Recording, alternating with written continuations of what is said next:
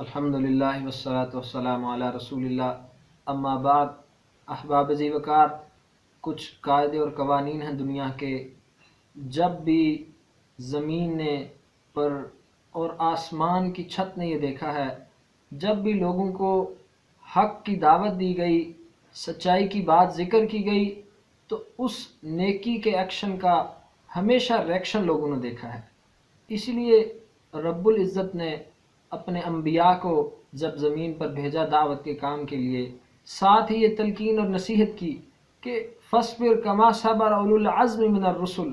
اے محمد صلی اللہ علیہ وسلم، ہم آپ کو یقیناً زمین پر اپنا پیغمبر اور رسول بنا کر بھیج رہے ہیں، مگر یہ قاعدہ آپ ہمیشہ کے لیے یاد رکھیے، آپ کو ویسے صبر کرنا پڑے گا جس طرح بڑے بڑے جلیل القدر انبیاء نے صبر کیا ہے۔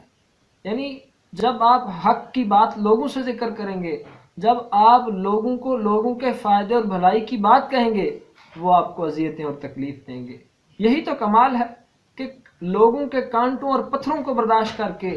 نرم مزاج اور اخلاق سے جواب دینا، لوگوں کی سختیوں اور تکلیفوں کو مسکراہٹ سے ٹال دینا بلکہ دعاؤں میں بدل دینا۔ طائف کا واقعہ بھی آپ نے سن رکھا ہے،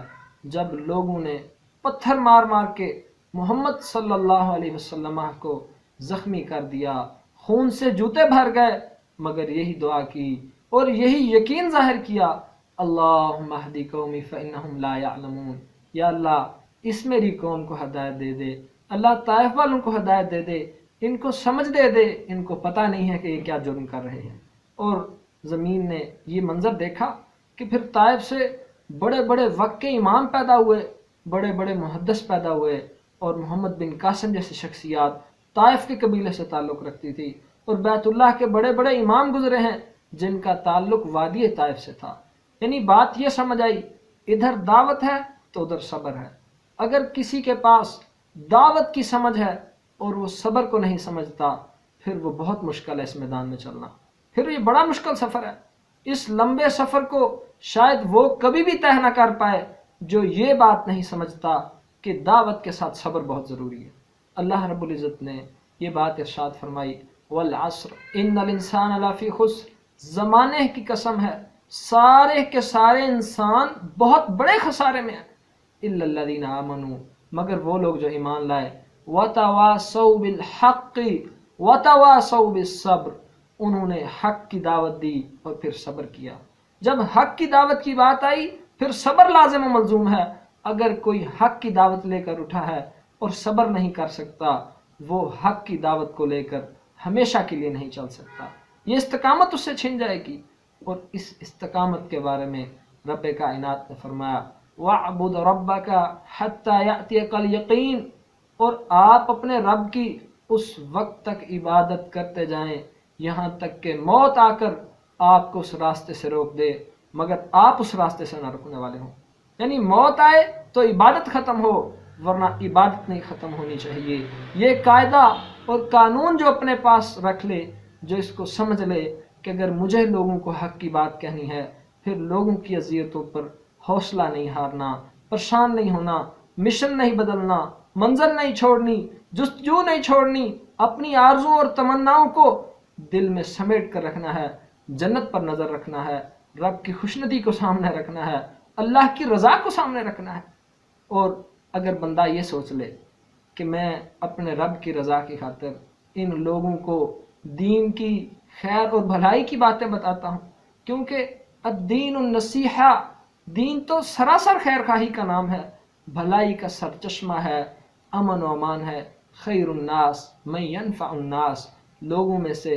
سب سے بہتر وہ ہے جو لوگوں کو فائدہ دیتا ہے۔ جس کو یہ بات سمجھ آ گئی پھر وہ کبھی بھی نہیں رکے گا، ہمیشہ چلے گا بھی صحیح، اور وہ یہ منزل اپنے سامنے رکھ لے کہ مجھے اپنے رب کے ساتھ ملنا ہے، میں اپنے رب سے انشاءاللہ ان ساری تکلیفوں کا اجر لوں گا۔ اور انبیاء بھی یہی کہتے رہے اپنے قوموں کو کہ اے میری قوم، اپنے رب پر ایمان لاؤ، اپنی اصلاح کر لو، کفر و شرک کو چھوڑ دو، گناہوں کو چھوڑ کے، معصیتوں کو چھوڑ کے رب کی فرما برداری میں کھڑے ہو جاؤ، اللہ تعالیٰ تمہیں دنیا و آخرت میں بھلائیاں دے گا۔ اور ساتھ یہ فرماتے تھے کہ لا اسألکم علیہ اجرا، میں تم سے اس پر اجر کا سوال نہیں کرتا، میں کب تم سے اجر مانگتا ہوں؟ میرا اجر تو میرے رب کے ذمہ ہے۔ اگر آج کا داعی دین یہ بات ذہن میں رکھے کہ میں لوگوں سے اجر نہیں چاہتا، لوگوں سے شاباش نہیں چاہتا، لوگوں سے اس کا ریٹرن نہیں چاہتا، مجھے لوگوں کے شکریہ اور جزا کی کوئی ضرورت نہیں ہے، مجھے اپنے رب سے شکریہ چاہیے، مجھے اپنے رب سے جزا چاہیے، مجھے اپنے رب کی ملاقات چاہیے، اس کی جنت چاہیے۔ اللہ رب العزت نے سورۃ دہر میں بات ذکر کی کہ وہ لوگ کہتے ہیں انما نطعمکم لوجہ اللہ، اے لوگو ہم تمہیں کھانا صرف اپنے رب کے چہرے کی دیدار کی خاطر یا رب کی رضا کی خاطر کھلاتے ہیں، لا نرید منکم جزاء ولا شکورا، ہم تم سے یہ نہیں کہتے کہ تم ہمیں جزا دو اس کی، ہم تم سے کب چاہتے ہیں کہ تم ہمیں تھینک یو کہو، شکریہ کہو، مہربانی کہو، اور نہ ہی ہم تم سے اس کا اجر چاہتے ہیں۔ ہماری ساری کوششیں، ہماری ساری جستجویں اپنے رب کی رضا کی خاطر ہیں۔ جس کا ذہن اس بات پر مضبوط ہو گیا، جس کا یہ عقیدہ بہت زیادہ راسخ ہو گیا کہ میری ساری جزائیں میرے رب سے جڑی ہیں، وہ کبھی نہیں تھکے گا، وہ ہمیشہ چلتا رہے گا۔ اس لیے شاید کہ کسی شاعر نے بھی یہ کہا ہے، تھکے جو پاؤں تو چل سر کے بل نہ ٹھہر آتش، تھکے جو پاؤں تو چل سر کے بل نہ ٹھہر آتش، گل مراد ہے تو منزل میں خار راہ میں ہے۔ اگر انسان کی منزل پھولوں والی ہو تو راستے میں کانٹے تو آیا کرتے ہیں، جو کانٹوں سے گھبرا جائے وہ منزل پہ نہیں پہنچا کرتے۔ وہ